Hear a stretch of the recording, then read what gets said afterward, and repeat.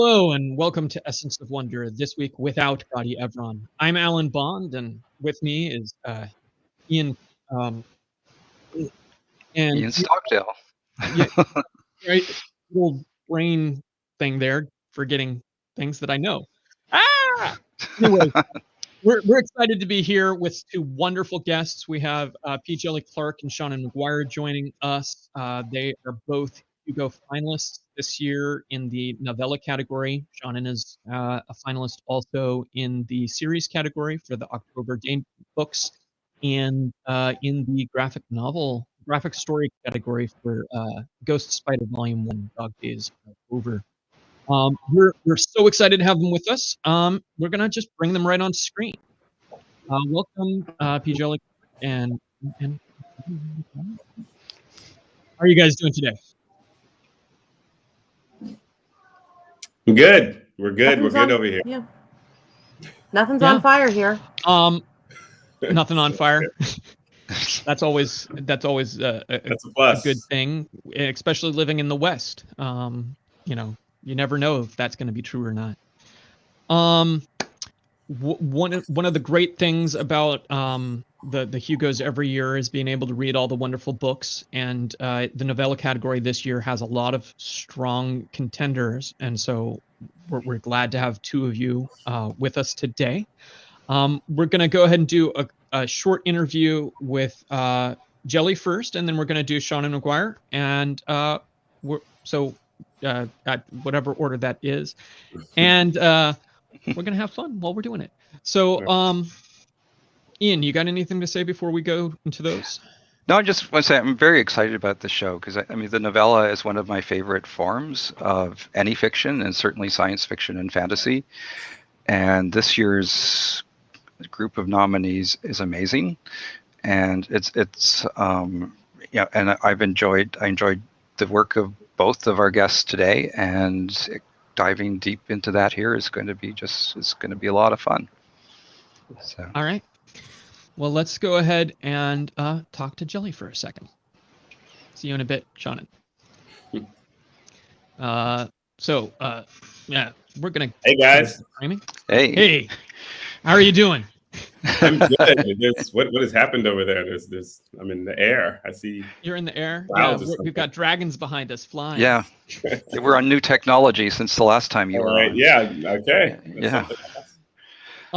Yeah, we moved on to StreamYard because we wanted to have a little bit more of an immersive environment and all of that, and get some of those graphic things going. We're still figuring out some of the kinks and little bugs with that, but we're trying to make that work. There's a dragon in my library, so I'm fine with that. Yeah, great. So we got some flying dragons there, and there's actually behind Ian right there's a spaceship too. So it's got dragons and spaceships. Okay, both together at last. Yeah. So you've been a big favorite of the folks on the show for a number of years. We did a show a couple months back on Master of Jinn. I don't know if you've got a chance to watch that. Yeah. But we're real excited today to be talking about Ringshot. Ringshot is a novel set in the 1922 in Georgia. Yep, you got the exact year. Yeah, they look at you.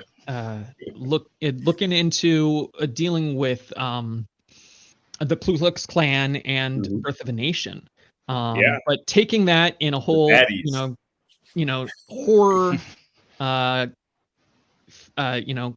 almost Lovecraftian direction, right? Oh yeah, there's some of that. I mean, with even directly dealing with some of the racism of Lovecraft directly as well. Yeah, he even gets a mention, like a cameo mention. Yeah, I'm sure he'd be chuffed. Poor Lovecraft. Yeah. And it came out. Go ahead, Alan. Go ahead, Ian. I was saying it came out the same year as Lovecraft Country came out on television. Which didn't hurt at all. No, but they both came out in the fall, in fact, and that was perfect. People were like, if you want more Lovecraft Country, well, you might have helped them too.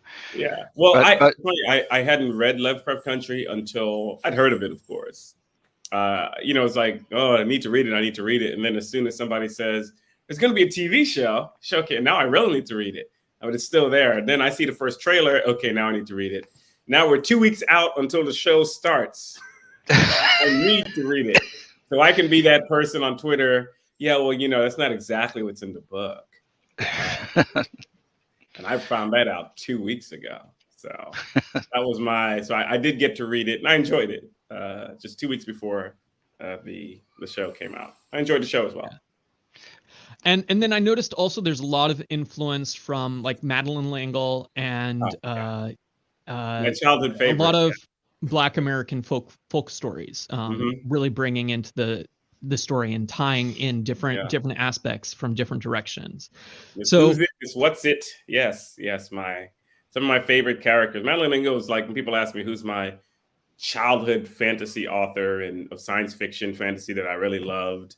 When I get beyond the mouse and the motorcycle, I'll always love Beverly Cleary. When I'm talking about the more stuff that I was considered more, when I was younger, this is the more serious stuff. Was it's like Ursula Le Guin, and it was definitely Madeleine L'Engle. Just love those books. Yeah. So how did Ringshot come to be? There's all these influences, and they're different and they're complementary, and but then they produced this wonderful novella. Right. How did the magic happen?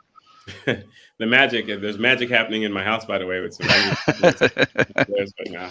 Luckily, I'm on the first floor. We have 3 floors. That's one from the 3rd floor, so that's pretty good. The ideas for this came from a lot of different places, but the whole notion of clan members as monsters actually came from a long time ago when I was working on a master's degree and looking at the ex-slave narratives of the WPA that were done during the Great Depression, taking interviews with the last remaining survivors of slavery. And they were the first ones to talk about that first clan as monsters, because the first clan didn't always dress the way we think the clan did. Some of them would wear horns and chains and different things. And so that idea was just always rattling in my head from the time I read that. But that was I'm telling you, that was like 2004.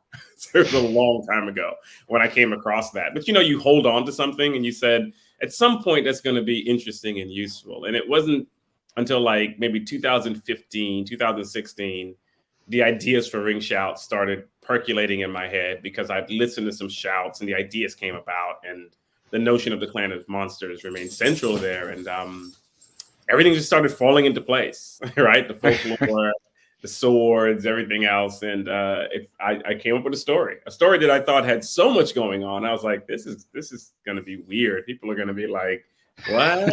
And turned out people liked it. So what do I know? So you know enough to have written it, pulled it all together. I managed to do that. But when I finished it, I looked at it and I did that like, okay, there's a lot happening here. Like maybe I should go back and fix it. But I sent it off to her at the time, Diana Foe, and she was like, "No, we're going with this." Said, okay. I know one of the other things that you do a lot is working with dialects. And I know from your history, you spent a lot of time in, is it Trinidad and Tobago? Yeah, Trinidad and Tobago. Yeah. Well, Trinidad itself. Who goes to Tobago?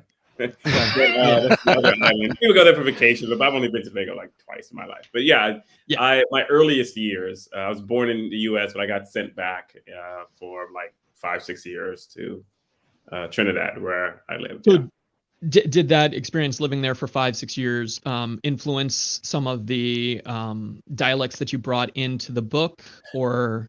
I know that there's the one character, Michael George. Michael George is from St. Lucia. Yeah. And so, it was like, I got to make sure I don't do a Trinidad accent. I'm going to do a St. Lucia accent. He's going to sound Trinidadian. And I did have a friend from St. Lucia. He read the first one. He's like, this St. Lucian sounds very Trinidadian. Let me help you here.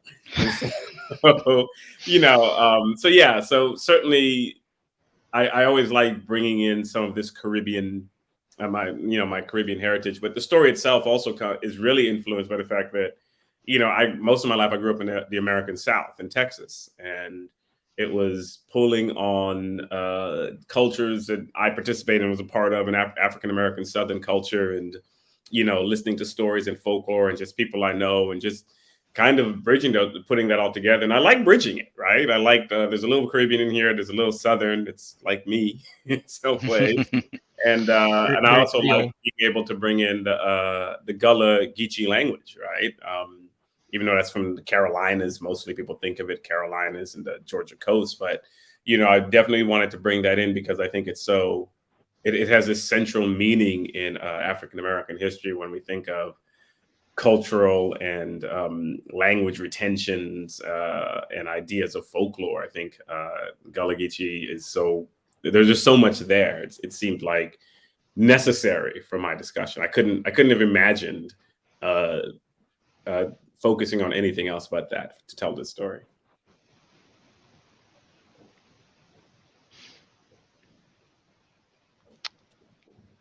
All right. So what are you working on now, and what should we be looking for coming out soon? What am I working on now? Nothing. I'm not That's much great. working. I mean, I have like the secret stuff that I can't talk about because Right. has been announced. So yeah, the secret stuff. It's gonna come out. I The people assume are you've gonna got mention at some point. work going with the academic stuff as well. Yeah, so there's a lot of academic stuff, but on the fiction side, I have I do have another novella that I worked on, and we'll see. I don't know when it may be out, but it's a secondary fantasy world. Novel. So very different than either Master of Jin or Ringshot. It's there's nothing to do with our planet. I didn't put 2 moons on there and just put a final exclamation point on it, but practically it's not our world. It's a secondary fantasy, and it's about an undead assassin with a quirky sense of humor. Okay. Awesome. Yeah. You work in these very different styles. I mean, how do you approach the writing differently, or does it just happen that you're writing Ringshot and then that happens, but you're Master of Jin, you're exercising different muscles, or how do you? Yeah, I think sometimes I am, and then sometimes I'm blending them. Like there are probably points of humor and things that are in Ringshot that if you pick up closely, you're like, I'm bringing some of that same type of humor into into something like Master of Jin. But I think with each story, what I try to do is let myself fall into the story, right? And I know that when I'm writing Ringshot, it has its own rhythm, it has its own feel and atmosphere that is very different from a Master of Jin. And so I'm never worried that I'm going to merge the two, though I know people who read, they're like, oh my goodness, what if you did merge the two worlds? Something. No. Fan fiction, people go at it. Love to see it. But yeah, so for me, it's just always a matter of when I'm in that world, I'm in that world. And so it's almost like it's almost like that Bugs Bunny where like the hats kept falling on them, and when they put on the Viking hat, they were a Viking. Right. And the different hat, him and Elmer Fudd would just trade hats. And so when I put on that hat, I'm in that world completely. And I think that helps. So does that mean you're always you're not writing both worlds or now all 3 worlds at the same time? You do one at a time, or do you context switch, or? I tend to do one at a time, but when editing happens, so you have to get back into that world. And then I have stories that I consider like, there's this story I'm working on and it's completely fun. And so when my main story like wears me down, especially in the editing phase, like I'm gonna go for fun, work on this other story and see what happens, right? In this completely different world. So, I tend to do one story at a time, but sometimes due dates don't allow you to do so. And again, if you're working in the middle of something and like edits have come in, you got to go back to that world. We're going back to the future, and so you got to get back there. And so, it's just like I said, it's just a matter of I don't know if I do it naturally, but I just know that once I start in this world, I try to fall into the characters, the setting, the place, the pacing, so that Ringshot isn't becoming Master of Jin and Master of Jin isn't becoming Ringshot. Right. Because Master of Jin was actually written before Ringshot.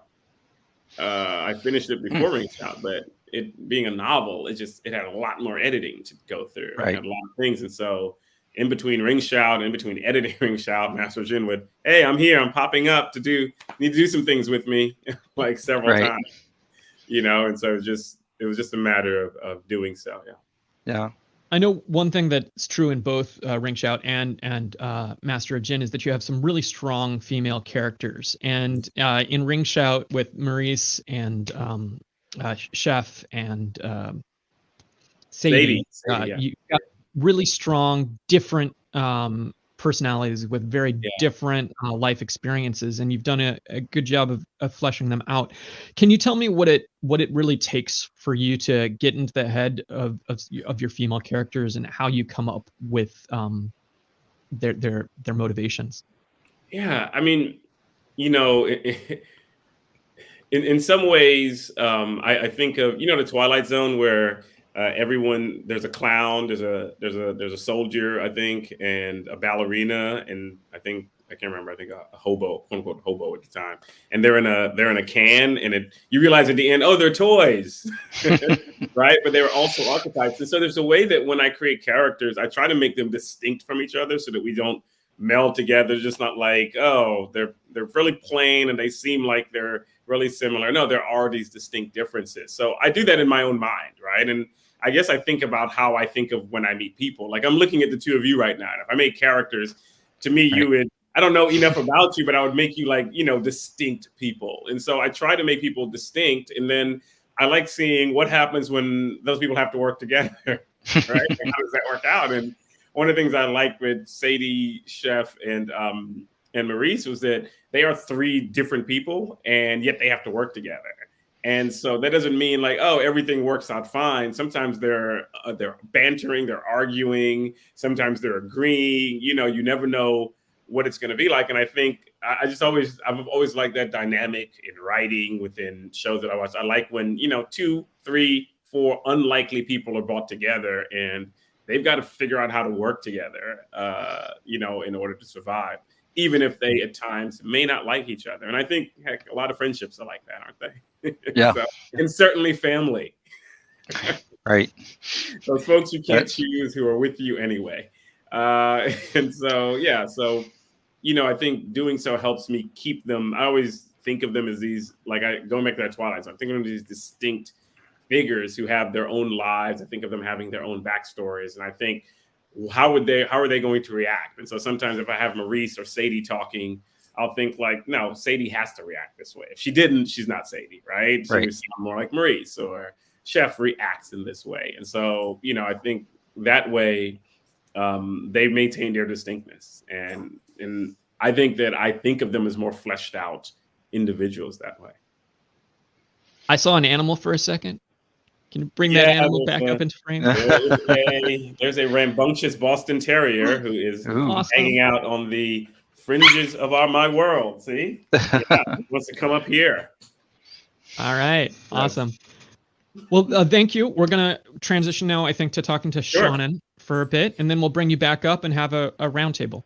Okay, can't wait. Great. We're going to welcome Seanan back. So give me a second here. There we go. Welcome, Seanan. How are you doing? Hi, Seanan. You're Seanan. You're muted. Yep, I'm muted because the cats were yelling. I was saying, I'm doing well. I'm sorry about the yawning. It's not that you're boring me. I attempted to get myself plastered across the road last night. And so, I slept very hard. That much adrenaline right before bed kind of means you're not actually rested. Yeah, right. I hear you on that. It's really hard to rest after something like that. So you're nominated in this category for Come Tumbling Down, which is the 5th novel in the Wayward Children series. Is that right? Yes. And this one follows the Wayward Children, and they're going, I believe, back to the moors, right? Yes, that is correct. We're having a party in Vincent Price Land in this book. Yeah. What inspired you to go back? I mean, it was really interesting. I mean, I've read all of them and I've loved them. And then I said, oh, I know these people. So what took you back to them? If you look at the structure of the series so far, and I think honestly, pretty much all the way through, it is all of the odd numbered books are set in the present timeline. So they start with the school, that is the initiating event, and they will always continue forward from there. And the even numbered books take place in one of the portal worlds. They take place before the present timeline. I think the only thing that's going to disrupt that pattern is when we start getting toward the end, not because I'm done, I'm never done with anything, but because characters have natural arcs. When I get to having to do Eleanor, hers is actually going to be book length rather than a novella, because it's going to have to do both halves at once. Oh. It's going to Okay. have to combine her portal with concluding her storyline at the school. But otherwise, we will stay on pattern.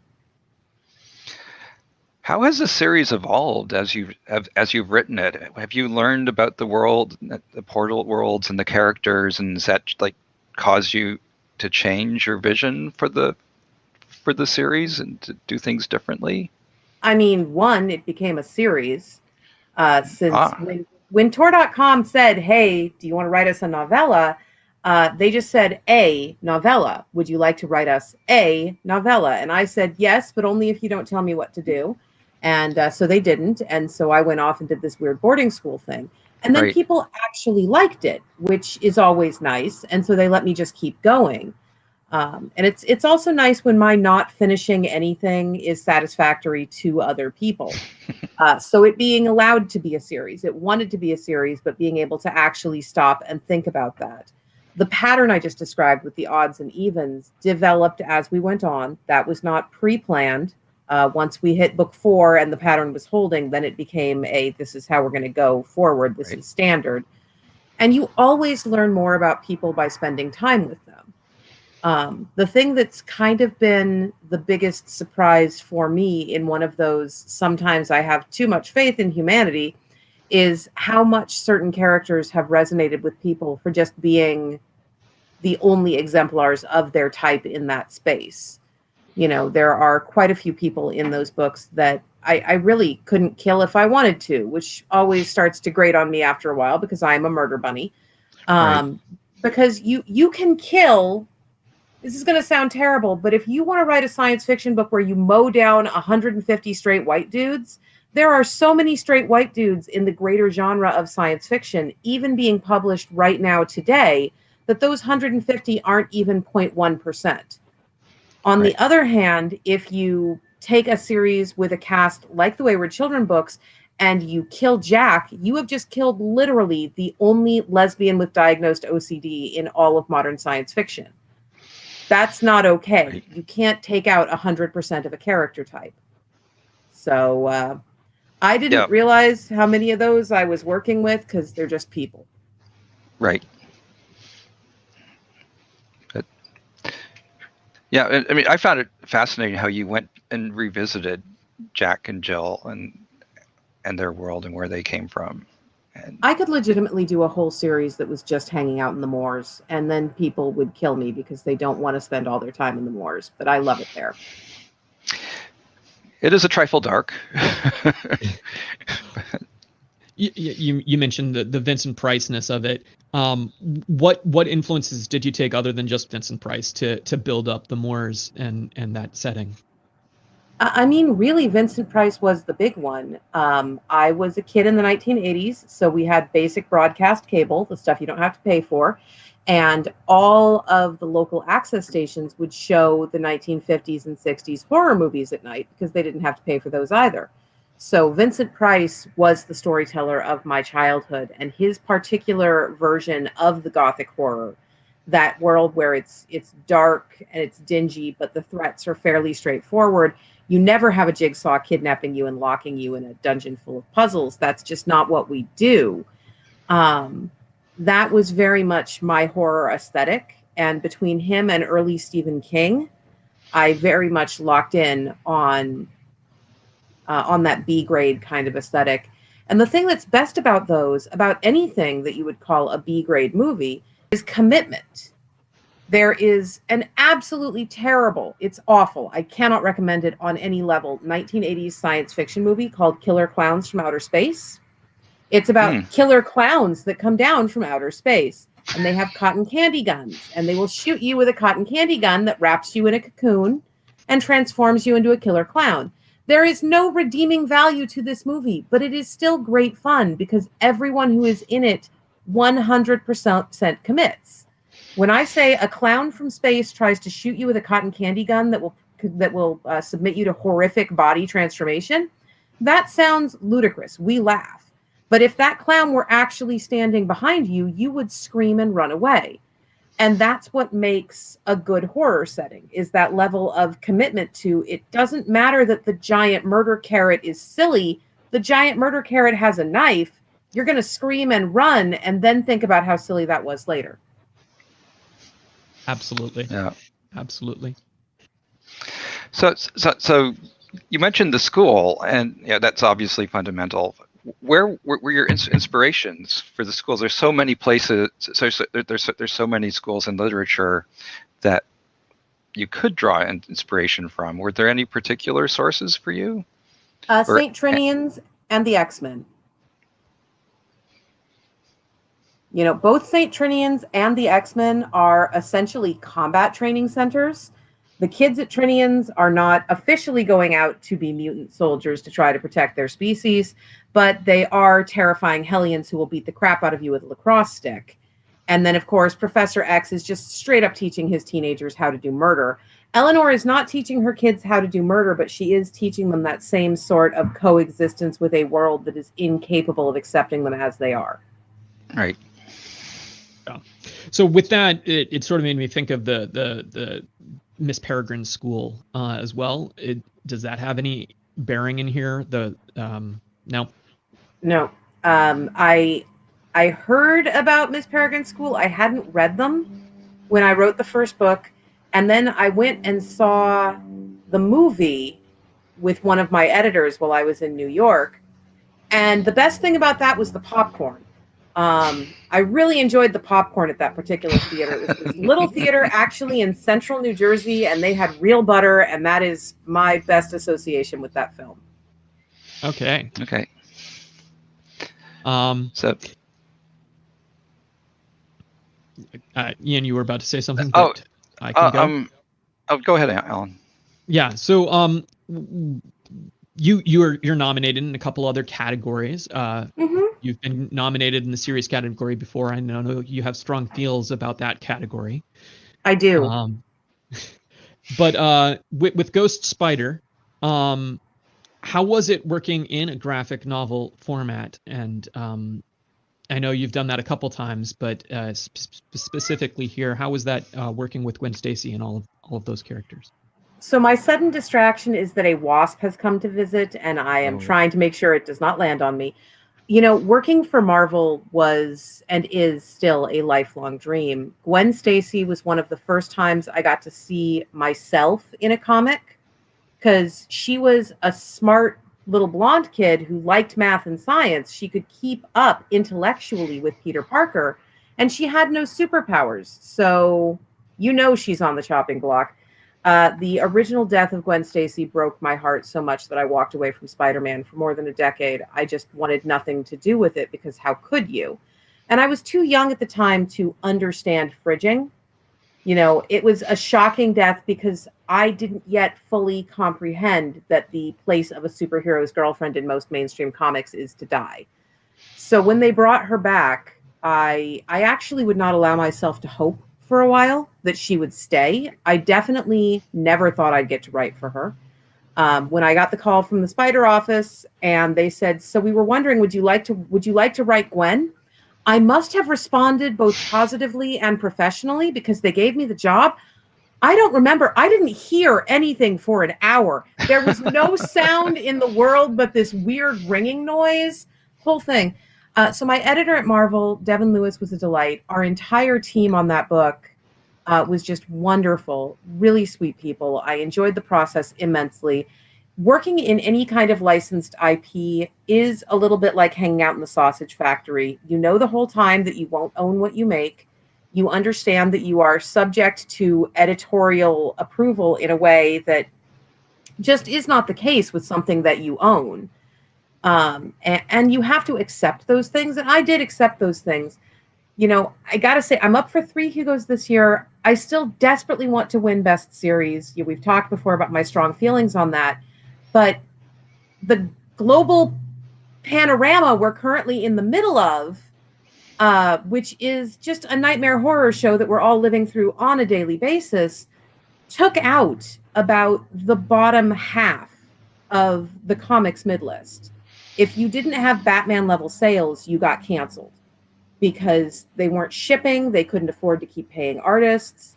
You know, comic writers don't get paid that well in comparison to working at Starbucks, but comic artists get paid by the page, and so they just could not afford to continue any book that was not performing really, really well. And that means they took out almost all the female-led titles just because of market forces, and they took out my Gwen. And I desperately want her back. I realize this may be the worst and most self-serving reason ever to say I deserve a Hugo, but I want her back. And I feel like if we win, if we become the first Cape comic to win a Hugo Award, that will give my editor a really good bargaining chip to go to the hires up at Marvel and say, no, look, this audience still exists. Right. Even if we don't take the trophy, just having a good showing is going to mean so much. And I don't know that Rosie or Takashi will ever get to be on the ballot again because they do work on these Cape comics. And none of us have any illusions about the fact that we're not the best work going on in Cape Comics. We're really not. I just have name recognition to Hugo voters, and that is going to get eyes on the book that would not normally be there. So I don't see that they're going to get to appear on this ballot again. And that is sad. Okay. Well, I think we're going to pull Djeli back. Yay! And talk about the general ballot and other things. And welcome back, Djeli. I've been in the comments. Yeah. Yeah, I saw the that. WASP situation handled. That's what I wanted to know. I need to know if the WASP situation is The handled. WASP has departed. At least so far as I can see. So if you're talking and I suddenly start going like this, it's not you. Unless you have literally just said, Seanan, do the Thriller dance, or I'm going to come over there with a stick. But I always say, whichever nation or non-state actor learns how to control the WASP, and especially WASP, because WASP can sting you forever, will rule the world. Oh, yeah. Because it will make any army drop every weapon and flee. Yep. I'm not wondering why I haven't read that story. Well, I mean, like literally driving and the car stops and people flee. Yep. It's literally a trilogy. It's not a very good trilogy, sadly.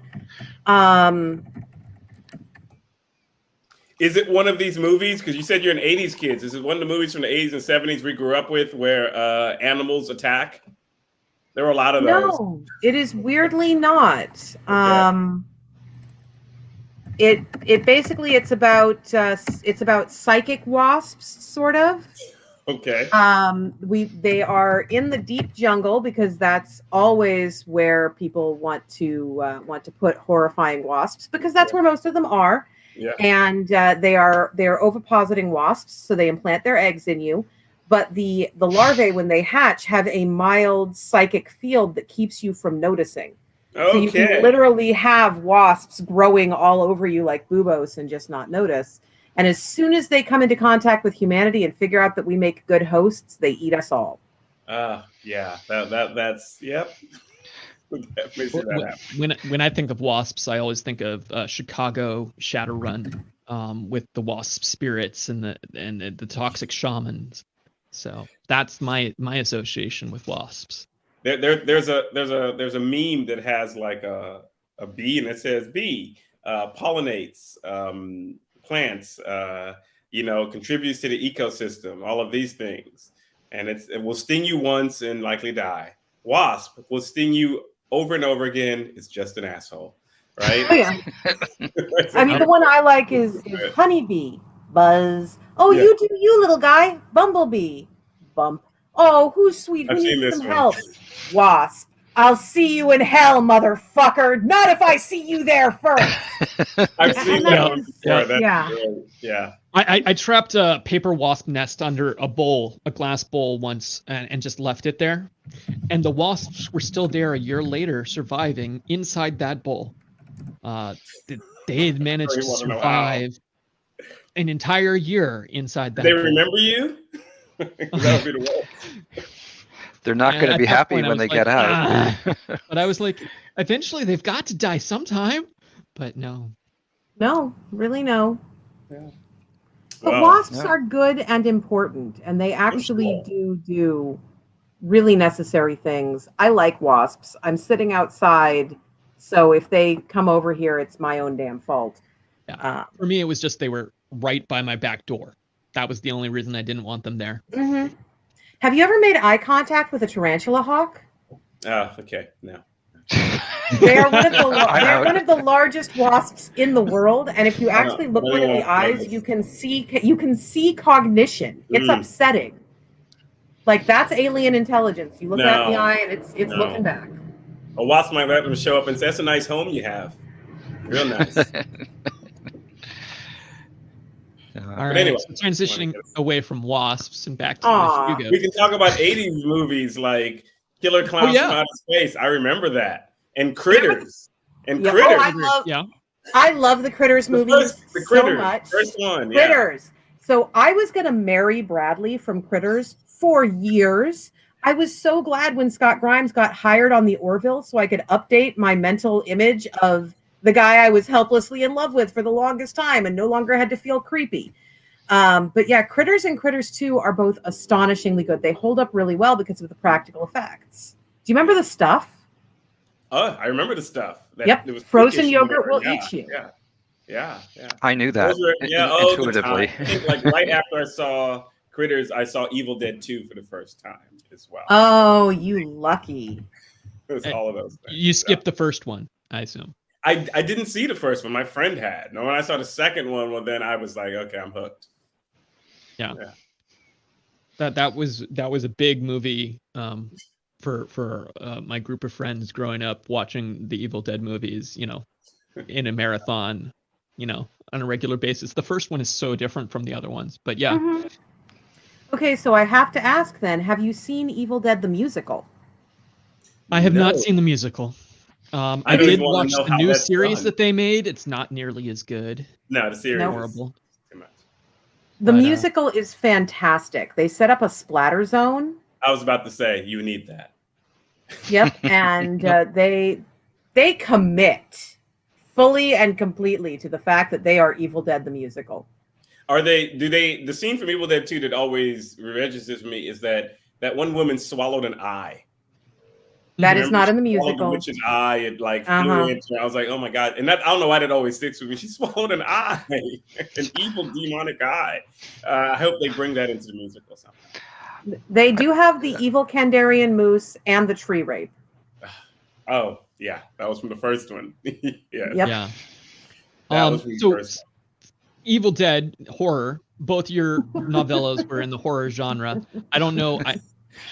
Do you think the other novellas in your genre are horror? Do you think horror is proliferating because of the pandemic? Well, I mean, what's with horror right now? I mean, has horror ever really went away? No. It's changed. I mean, it's changed. But I don't think horror's ever went away, whether it's in films or anything else.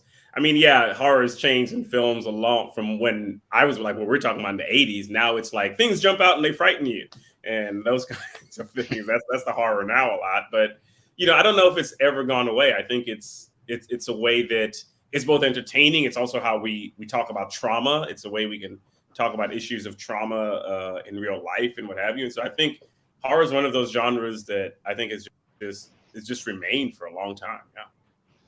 Yeah, horror has never really left us. It does thrive well at the novella length because in a novella, you have time to set up an intricate story. You're not confined to that short story space, but you don't have to get through 1,300 pages only to reveal that it was a giant spider all along. If you're going to do that, you're doing it after 80 pages and you feel like much less of an asshole. But I do think that the current moment is driving more people toward that macabre a little bit because we are surrounded by trauma. We are surrounded by horrific things. Even before the pizzeria that we're in right now, you have the fact of global climate change. You could drive one Greyhound bus full of billionaires off a cliff and save the world, and we don't.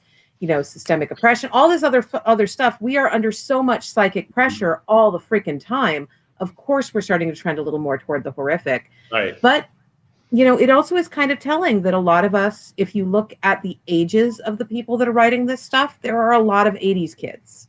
There are a lot of We people grew up that, under the morning. We grew up under the morning after and things, or is it the day Mhm. after, or what have you? We grew up with threats of nuclear war and those kind of things. You thought that was your horror. That was always going to happen. Yeah. and we got like 5 minutes in the early 90s to take a deep breath A little where it bit. was all Yeah. going to be okay. It was all going to be okay. We're not going to get nuked into next week. We're Yeah. all going to live. What do you mean the world's on fire? Yeah, we got this. You're right. It was this about. I try to think back. It was this amount of time when it was like, okay, maybe we'll fix some things, and then oh no, it's all terrible. I remember that the myth that everything is okay now because we solved all the problems. Mhm. All the problems are gone because everything's good now. Yeah. The communist mandate, so it's all party. It's the end of history. I remember some people were writing, but that's a whole other thing. It's the end of history. Yeah, I think we're starting to see the crush injuries, the psychic crush injuries, where people got compressed so hard that damage was done, but the tissue couldn't start to bleed until the pressure got taken off. And once the pressure was taken off, recompressing it doesn't stop the bleed. It just makes it harder to treat. Now that's a great metaphor there. Yeah, I'm thinking back to your Mira Grant books, which were they Mira resonate. is still going. Oh yeah. Yeah. How is Mira doing? Mira has a horrifying kaiju novel coming out from Subterranean later this year. She's mostly working in the short forms right now. But yeah, it's been super fun finding out that I am Cassandra. Right. I predicted everything. It's scary Yay. looking back on those all that original 3 novels. It's like, oh my goodness. Yep. And this is Hugo related. One of the worst things for me about just the way people's brains are going is a lot of people have been rereading the Newsflash series. They're rereading Feed and Deadline and Blackout. I have received to date a sufficient number of emails to have led to a different result in 2010 from people going, or sorry, 2011 from people going, I'm sorry, I didn't vote for Feed for the Hugo because I thought Tate was too over the top. Oh God. And it's like, yes, thank you. Why are you telling me? This doesn't change the results. I don't need to know this, but thank you. And that has just been a little personal pin to the arm every week or so. Yeah, I remember when Feed came out and reading that, and it was just amazing at that time. So unique in its storytelling and moving the genre forward. So yeah. Well, I mean, so thinking about the Hugos in the last few years, I mean, you know, as nominees and people working in the field in general, I mean, how are you experiencing the changes? How are you seeing them? Where do you see the Hugos as selected by the nominators going? it's a hard one. Yeah. I mean, it's always hard to prognosticate how the public will vote. I've been talking a lot, so I was trying to let Djeli go first. Oh no, I'll be honest. I mean, the most I know, because I was kind of outside of this world for a very long time, so I would like, oh, there's something going on Twitter. Oh, that sounds terrible. I'm going to stop reading that. I remember that. Yeah, there were things going on with the Hugos. And we all know there were a lot of things going on with the Hugos without me naming the thing that was going on, like Voldemort. I shall not name it. But you know, I definitely think in looking at those who are nominated, it's great to see. I think people want things that are a little different. I think people want something in their estimation that's new, even if some of these writers aren't new, even if these ideas have been written before and they're just not getting that. They before weren't getting that level of exposure. I think what we're seeing is people just want something a bit different than the norm, or at least what they've read before. I know I did. Right. You know, so that's what I think. That's what I see mostly in this trend, and I hope it continues. But it also shows, by the way, that there's a wide range of diversity to readership and fandom that I think a lot of people just didn't understand was there before, right? There's often this like, well, there must be all these new readers and fans. No, they've always been fans. They've always been readers. Maybe now they're joining these organizations. Maybe they're now becoming part of these societies in some ways, but they've always existed, right? I didn't decide I like sci-fi like when I became 30 or something. So I was watching Critters. Yep. Yeah, we've always been here, but we're kind of outside of this world. So it's interesting to be someone who is like new to being inside the world, just watching this trend that's been going on and understanding the controversies as this has happened. Right. It didn't happen painlessly or seamlessly. No. When every seat at the table has belonged to you for the longest time, finding out that some of them aren't yours and never actually were yours, you were just occupying them, can hurt really badly. When I was 6, I had a little sister. I had not previously had a little sister. I had had all of the attention and all of the time and all of the resources dedicated to me. And so I resented my little sister for taking away things that I felt were mine, but they had never been mine. They were just resources that were available. So I had been using them. I grew up in the science fiction community. I have been working conventions and attending conventions since I was 14. While I was in high school, my foster mother was the Hugo admin for several years. You know, I am very familiar with all of this. And I grew up thinking I would get to meet those killer clowns from outer space before I would ever see my name on a Hugo ballot, because women didn't show up on the Hugo ballot. Pretty much, period. Women didn't show up. You might get on there if the right guys decided they liked you, or if you were pretty in the right way. But otherwise, it just was not an option. People of color didn't show up on the Hugo ballot. Queer people who were open about being queer or who put queer themes in their books didn't show up on the Hugo ballot. And now we're all there and we're all asking for our seats at the table. And there are seats, but people are angry because they feel like those seats are theirs by right. It's like we're fighting against the alumni of an Ivy League school, where the school is always going to be a certain percent rich and white and male, because they are the ones who have those deeded seats from their parents who were there before and before and before and before. And that does lead to some pushback because people feel like we are forgetting our history, we're forgetting our past. We're not. All that stuff is still here to be read, but we do have to, at some point, acknowledge that not everything stays relevant and foundational forever. Yeah. You know? And this new stuff is as good or better than all of those. Yes. Right. And I think there's also this notion that, well, the new stuff is kind of getting there because it's being pushed for whatever ideological reasons. For one, ideology is always driven science fiction, period. I'd like you to introduce me to the time when it didn't. And secondly, no, this is good work. This work that's being done is very well written work, as well as some that came before, and dare I say, oftentimes better in many different ways. Mm-hmm. Yeah, there's some of those old Hugo winners that don't stand up to the test of time. No, at all. You know, what I said earlier about Ghost Spider making the ballot because my name is on it.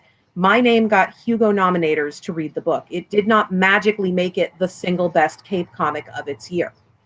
I cannot say, because I haven't read all the Cape comics, that it was the single best Cape comic of its year. But Hugo voters know me, and so they put it there. Name recognition will always play a huge role. We don't get to get away from that, much as we might want to. We don't get to get away from all of these roots that we have, and we don't want to. We're not running from who we are. But I, as of this year, have officially accumulated more Hugo nominations in a 10-year period in the fiction categories than anyone else ever.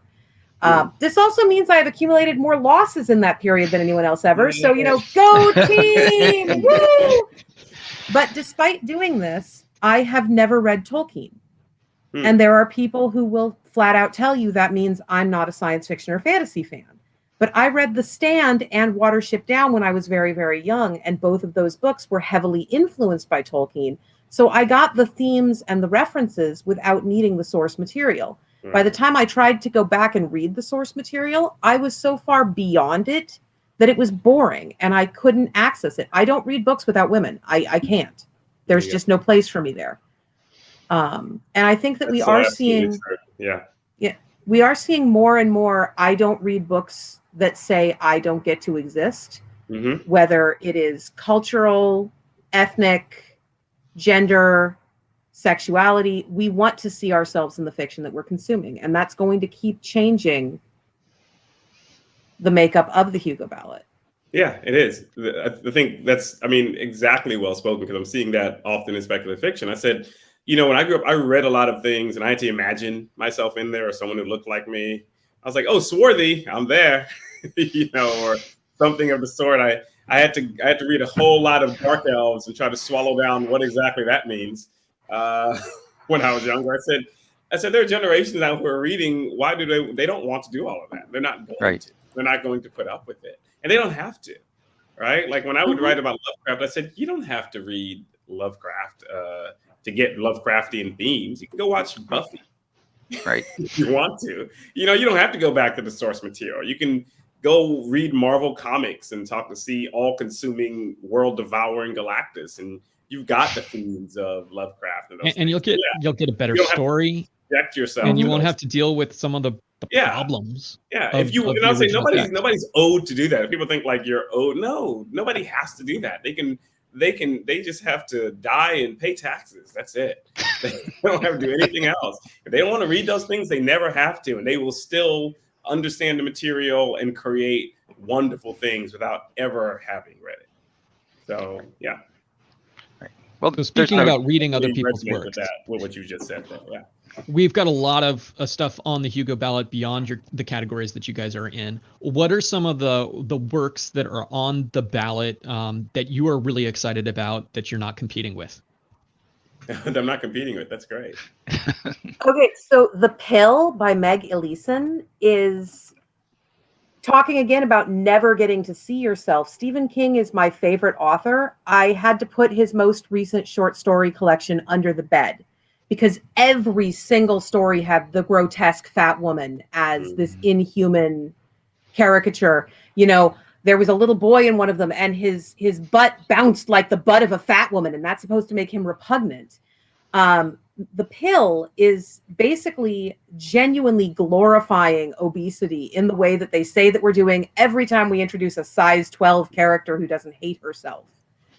It is a beautiful piece of work. It is a shockingly realistic look at what would probably happen to the human race if we got that kind of diet aid, instantly, where you take a pill and all of the weight goes away and also all of the excess skin. So you are perfect by social standards overnight.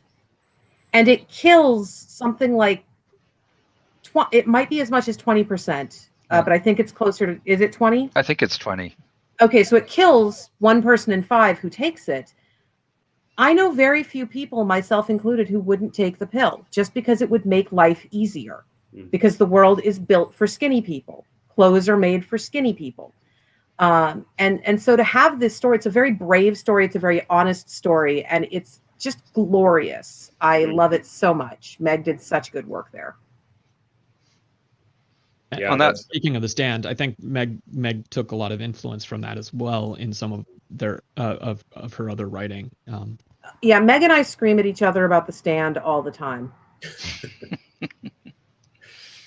Djeli, you were about to say something. Oh no, I was gonna say that's yeah. I think those are some phenomenal works. I think probably, in the novel category, I like a lot of them, but I probably N.K. Jemisin's The City We Became, only because I remember that from the first short story I'd read that she'd done. Right. So I love to see when people write a short story and then, oh no, there's a lot more here.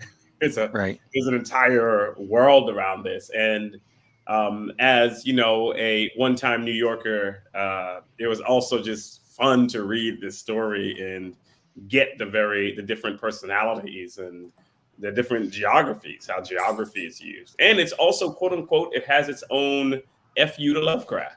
Right, while taking on the Lovecraftian themes like Lovecraft Country had done and others. And so yeah, it was just one of those unique books. And what's great about it is because you read so much of other N.K. Jemisin's other works, and how different is this from the 100,000 Kingdoms trilogy or the Broken Earth trilogy. Right? It just shows this range of like, and I realized this when I read her short story collection, which she had been developing for years. Like, wow, this is a fantastic range here. Forget genres and whatever, it's all over the place. And so this one was great. And I used to live in New York, and I would sometimes see.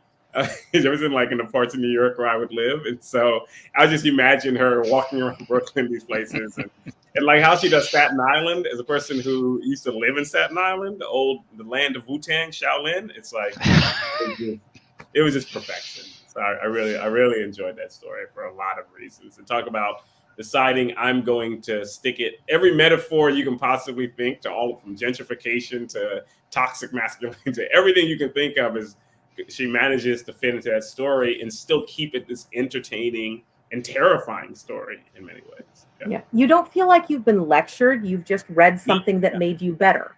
Yeah, right. That's how I feel. Yeah.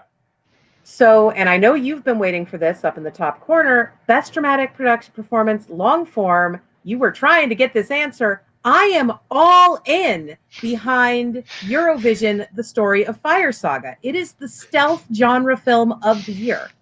When I first say I think that Eurovision deserves the Hugo, anyone who hasn't really thought about it gets the face that Djeli has right now, where it's like, why the hell is she backing this? Have you seen that movie? Okay, the movie literally does not work. I know it's Will Ferrell. You have to forgive it for that. The movie literally does not work unless elves are real. The entire plot hinges on the intervention of the Icelandic elves. They have to have magic. It cannot work without it.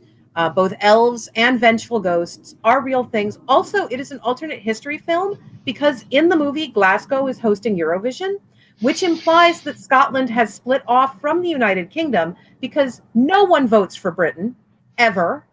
Eurovision, the Eurovision audience just sort of tank the United Kingdom every year, even if their act is good, for very valid political reasons. But I think that the year after Scotland breaks off, unless what they send is someone on the bagpipes periodically taking the measure out to scream about how Brexit was a fuck-witted idea, they're going to win. Just to say, hey, look, we don't hate you anymore.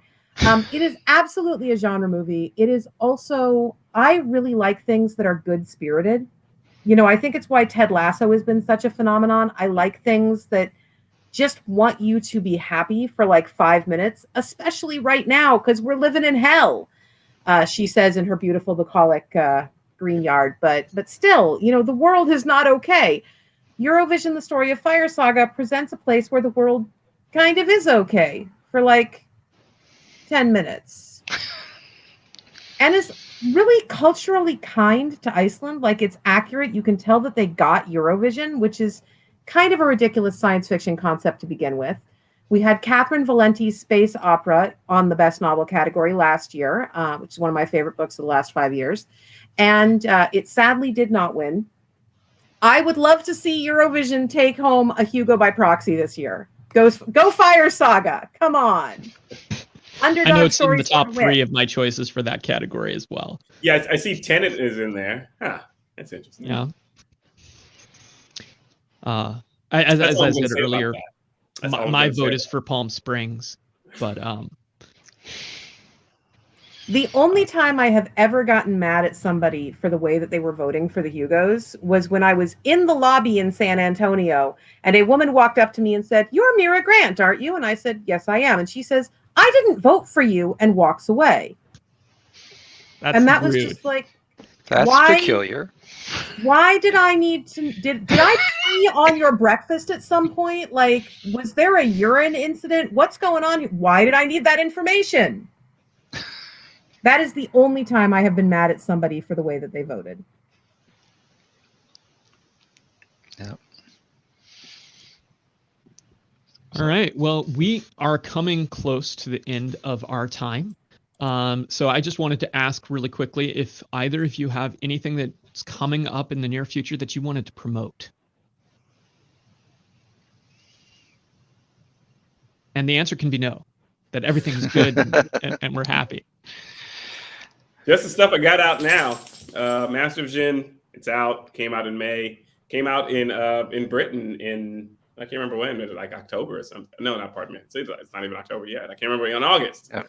I have a nice British version with a nice different cover. And so Ooh, cool. that's about it for me. Nothing upcoming that I know of. So I both do and do not have 2 books coming out between now and the end of the year, which is super fun because Mira Grant has Square Cubed, which we present as Square with the little hyperspace 3, a novella written entirely to justify the line, Pokemon are real, incontextually making sense. And that is out from Subterranean Press in December.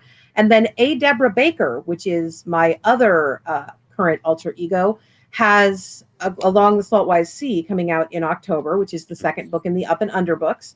And being able to actually publish the epistolatory novels that I referenced in Middle Game is just a geek joy on a horrifying level.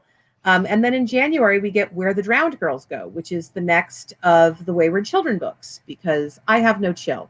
Djeli, I've been wanting to ask, what is that green guy up in the corner? He's an interesting Japanese sumo that my wife got when she was in Japan. So awesome. That's the most I can tell you. He's been looming beautifully over you this whole time. He guards our this is her office. He guards the office. I appreciate him.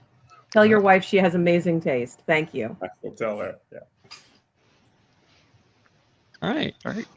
Well, thank you guys for coming on. We really enjoy it every time you stop by. We're looking forward next week to doing a show where we get to interview both the ingoing and outgoing editorial team of Mermaids Monthly, as well as some student protesters dealing with a book ban in their district. So we're going to be talking to some interesting folks all about promoting marginalized voices in the world of science fiction and fantasy. So this has been Essence of Wonder. Thank you for joining us. Thank you for having us. Bye. Bye-bye.